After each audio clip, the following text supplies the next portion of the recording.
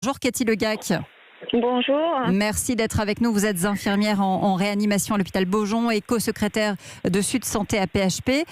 Emmanuel Macron, ce matin, donc, a rendu visite au personnel hospitalier. Il a reconnu des erreurs. Est-ce que c'est un premier pas ? Des erreurs, il y en a depuis plus d'un an. Ils nous ont jamais écoutés jusqu'à cette crise sanitaire et ils nous écoutent toujours pas. Un décret qui est publié aujourd'hui, alors que l'annonce est faite le 25 mars, quasiment 2 mois pour sortir un décret. Là où on en sort pour enlever des droits au code du travail ou mettre en question les organisations de temps de travail.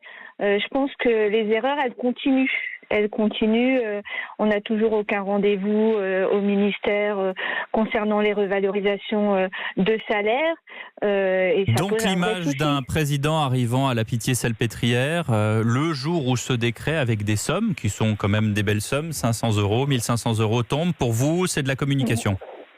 C'est de la com, mais parce qu'il revient à la Pitié-Salpêtrière, parce qu'il y est allé, rappelez-vous, juste avant la crise. Exactement. Donc, avec un dialogue avec le professeur Combe, d'ailleurs. Voilà, exactement. Donc, il y retourne parce que il voit bien que la colère commence à remonter. Elle est restée latente, on va dire, sur la crise, parce qu'on était quand même tous dans les services. Mais moi, j'ai des collègues en réanimation qui ont dit là, on ne laissera pas passer. On n'y a peut-être pas été dans la rue avant la crise, mais on ira après. Donc là, maintenant, vous voulez des actes et plus des paroles.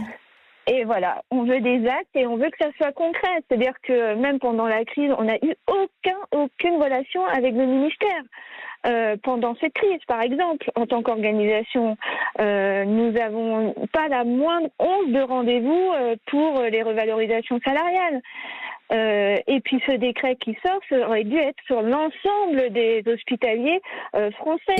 Et pourtant, le président, il fait référence à ces revalorisations salariales, clairement. Oui, mais regardez, 2 mois pour faire la prime. Là, on a, et ça sort aujourd'hui, la revalorisation salariale, toujours pas de rendez-vous. Et puis là, on parle d'économie, il fait des cadeaux pour faire remonter l'économie. Donc les cotisations patronales vont être enlevées. Ça veut dire moins de sous dans les caisses de la sécurité sociale. Et au bout d'un moment, on va nous dire le trou de la sécu, non, on peut pas vous revaloriser. Parce que c'est ça, nous on est payé par la sécurité sociale.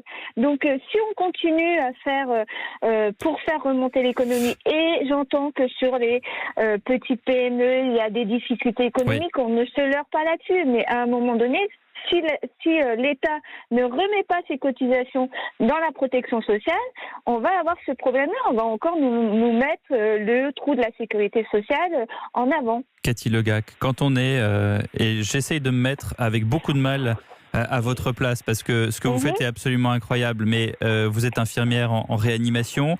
Quand on nous parle de deuxième vague, quand on voit le peu de moyens à ce stade qui est mis dans l'hôpital public, quelle est votre réaction ? Quel est votre point de vue à vous quand vous voyez cette détresse qui est là et cette deuxième vague qui peut arriver à tout moment ? Comment est-ce que vous vous dites quoi ? On sert à rien, on n'est pas écouté, quel est votre sentiment ? Alors, pas écouter ce que je disais, ça fait des années, des mois et des années qu'on n'est pas écouté, qu'on dit qu'il faut revaloriser le salaire. 400 infirmières en moins avant la crise. Forcément, aujourd'hui, les renforts, ils partent, et forcément, les infirmières en moins avant la crise, elles sont toujours en moins après la crise. Alors qu'on n'a pas beaucoup plus embauché, et certainement pas 400 de plus. Donc vous ne serez pas assez nombreux si jamais ça reprend. Il faudra on est d'accord. renfort. Il faudra renfort. Moi, j'ai été en tant que co-secrétaire en renfort dans la réanimation.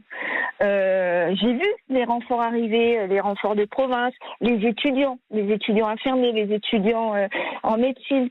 Ils ont mis entre parenthèses leurs études, entre guillemets, pour aller pour l'hôpital. Et c'était, ça n'a jamais été une contrainte.